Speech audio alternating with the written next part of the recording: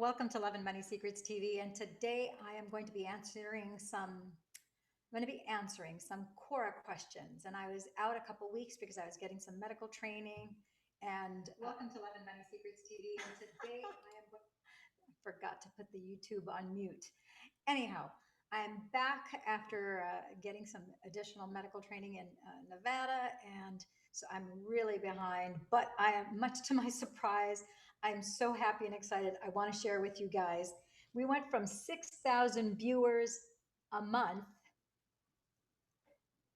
to 11,000 viewers in the last 30 days.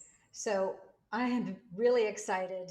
I can't believe our numbers almost doubled in 30 days. You can see there you go. Last 30 days, 11,500, 17 upvotes, 1 dislike, and I have 181 notifications of people who are asking specifically questions to me. So I can't do all 181, but I'm just going to do a video per question. I think that would be easy so that each person gets the answer and we're moving on.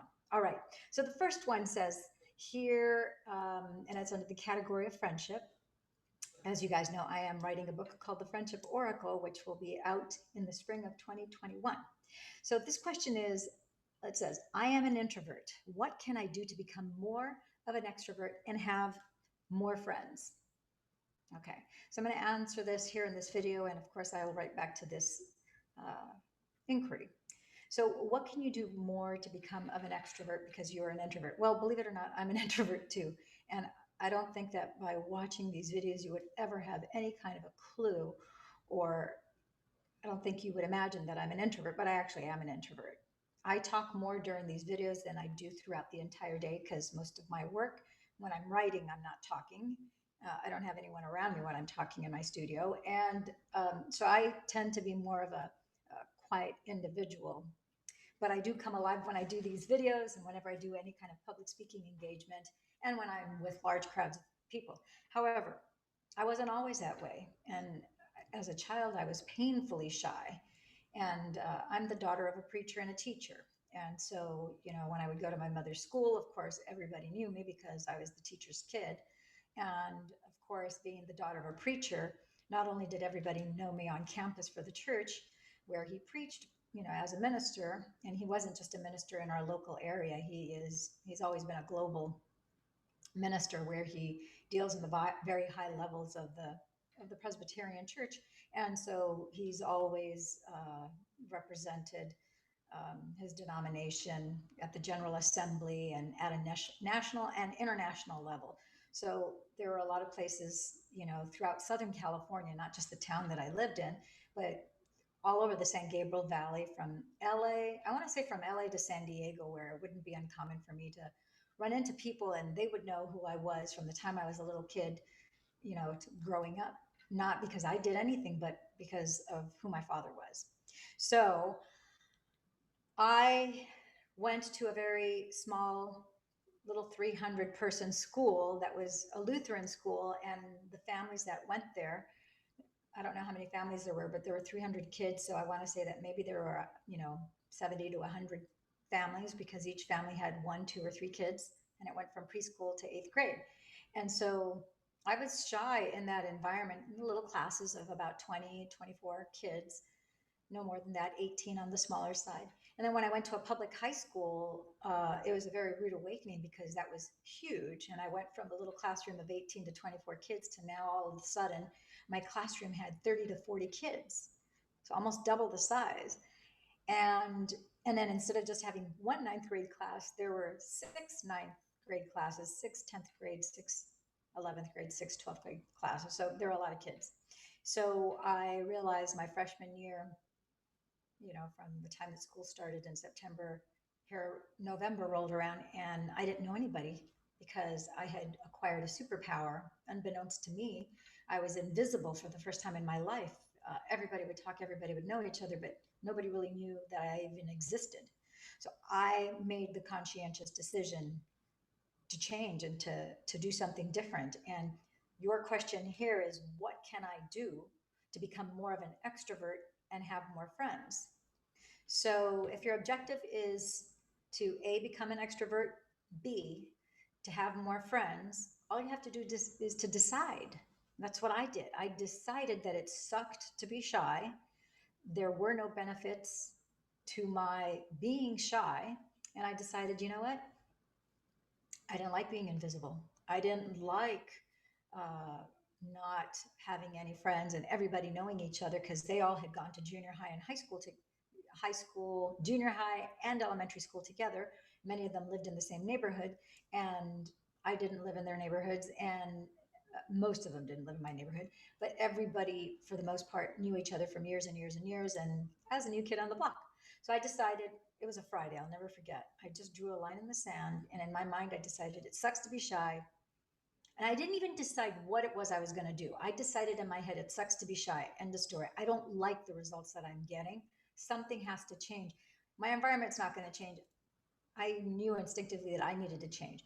So Monday morning came, and I'll never forget, I was in English class. Mrs. Bortz was my English teacher in ninth grade. I was in the first seat to the farthest left, which was right in front of her desk.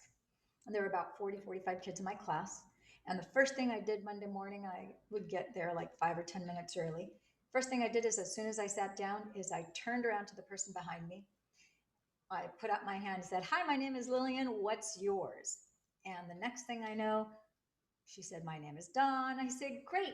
I don't know why I asked her this next question, but it was the first thing that popped into my head.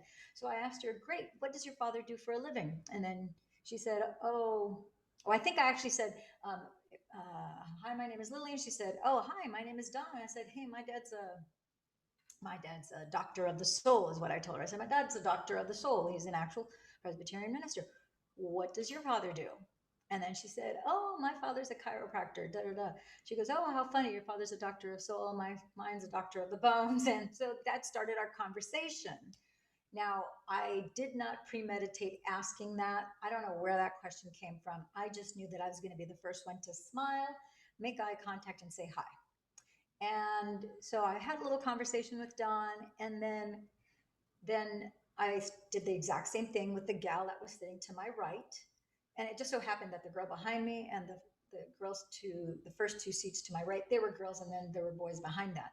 It didn't matter to me, girl, boy. I was going to say hi to anything that breathed. If it passed the mirror test, if you take a mirror and you can fog it up, I was going to say hi to you. I didn't care size, color, gender. You're a human being. You fog up a mirror. You're alive. I'm going to look at you, make eye contact. I'm going to smile because I'm genuinely happy to discover who you are, what's your name, and just a little something about you. And so I took that interest, did that with the girl behind me, the first two girls, and then as soon as the teacher started talking, then we stopped. So it started and it never stopped. I just continued to do that in every single classroom.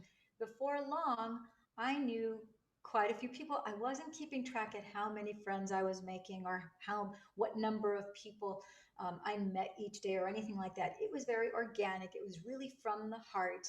It really came from an innocent place of being dissatisfied with not knowing anyone, which is really foreign territory for me because I was used to being in an environment where prior to my going to high school, everybody would always come to me, "Oh, you're the minister's child. Oh, you're the teacher's, child, or you're the principal's child. You're the director's child." So it was, people were always coming to me. I never knew anybody. They always knew me. And so I didn't even know that I was shy, but I wasn't invisible there. I surely wasn't invisible at home.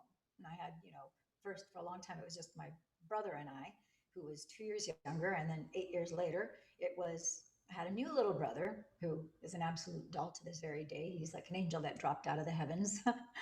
But we're not here to talk about that. So the first thing you can do to get out of the box and the identity that you have as an introvert, you don't have to abandon the personality of an introvert. I haven't abandoned the personality of an introvert. The only thing I've done is I've acquired the personality and the skills and the traits of someone who says hi first. I take the burden off of the other person have to initiate eye contact and a smile with me.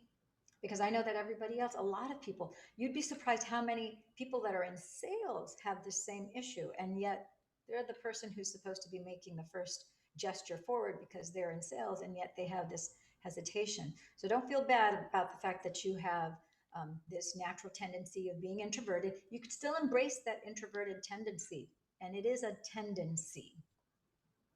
And you can choose to be the first to initiate contact with another person. Smile. First thing you do is smile. Have a genuine smile because you don't know what kind of surprise awaits you when you meet the next person. Make eye contact with them, just as I'm making eye contact with you during this video. And then you say, "Hi, my name is, what's yours?" They'll tell you, "Oh, my name is," my girlfriend's name was Dawn, Dawn. And as soon as they say their name, you say, "Well, are you from around here or somewhere else?"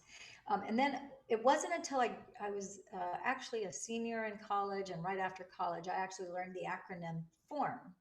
And it was family, occupation, recreation, message. If you always remember that word form, and remember, you can ask them about their family, ask them about their occupation. Are they a student? Are they part-time, full-time? What it is that they do for a living? Are they a homemaker? Are they a teacher, engineer, accountant, entrepreneur, salesperson, whatever? So family, ask them about their family. Are they married? Are they single? Do they have kids? Do they not? Do they have pets? Occupation, what they do for a living. Recreation, what do they like to do for fun? What recreation type activities do they like to hike? Do they like to bike? Do they like to segway? Do they like to paddleboard? Do they like to rollerblade? Do they like to unicycle? Do they like to kite surf, um, skimboard, kayak, scuba dive? I mean, the list goes on and on and on and on. So ask them what it is that they like to do for recreation, and then end his message. If you're doing this on a personal level, just because you want to you're looking to gain more friends, then the next step is, so that you don't just lose contact with that person, you say, "You know what, I'd love to stay in contact with you." It's like, maybe we can, meet down at the beach, or maybe we can go meet at the park, or maybe we can go take, you said you like to hike, it's one of your hobbies. I like to hike too. Or you said you like biking. I love to bike too. Why don't we get together this weekend, and why don't we go biking down to the beach, and maybe we can afterwards grab lunch, or maybe afterwards grab a glass of wine, or maybe afterwards, grab some, like in downtown Huntington Beach, they have these amazing mouth-watering funnel cakes. So, pick something fun. If you haven't been to some of the new places in your area, pick something new that you haven't done before, so you can both discover it. Or you can do, a real safe bet, like, "Hey, why don't we can go biking, and then we can go grab a Starbucks. I can get a iced tea, or I can get a green matcha latte," or they've got so many delicious, yummy drinks separate from coffee, or you can get a coffee. It doesn't matter. You can go meet at 31 Flavors. The sky is the limit. It's whatever you want to make of it. But the point is, go have some fun. If you find that both of you like taking video or like taking pictures and photography, you're like, "Well, hey, why don't we go to the park? I can do videos of you, you can do videos of me. Maybe we can collab and even do videos together." The point is, you're making a new friend, you make eye contact, you smile, and you strike up a conversation with someone, and you take that burden off of them. And now you've made another friend. And then you cultivate that relationship just like you would any other. It's no different than watering a plant. You're not going to keep a plant alive if you're not feeding it water. You need to give it, an appropriate amount of water and attention. And so the same thing is true with friendships. And you'd be surprised, you may meet, somebody who may become a very dear friend, or a best friend, or who knows what else. So that is my answer to your question. I hope you've enjoyed that answer. If you have any questions, comments, or concerns, be sure to, come back around. This will be posted not only in the Quora answer section, but we will put a link for this video there too. And thank you so much for extending your question to me. And I guess that's it. Thank you for tuning in, tapping in, turning out. Blah. For tuning in, tapping in, turning on to Love and Money Secrets TV. I'm your host, Dame Lillian Walker. And thank you again for being one of my viewers on Quora. 11,530 days. I would have never imagined that we could double in 30 days. And I didn't even look at Quora for over 15 days because I was out of state. So when I'm doing medical training, there's 14, 16, 18 long hour days. So it's not possible for me to keep up with all the social media. Social media is completely off the table. Okay, that's it. Thank you much for now. Ciao for now. Oh, by the way, make sure you like, share, and subscribe this video, and you may be the lucky winner. Our sponsor is, see if we can show you here. NLPpower.com, Dr. David Snyder of the San Diego Hypnosis Institute in San Diego. They are a proud sponsor of Love and Money Secrets TV. And so once every week, once every Thursday, we announce a new winner. So anybody who puts a comment below will be eligible. And randomly, we pick one person to win this t-shirt. Okay? Thank you much. That's it. Ciao for now.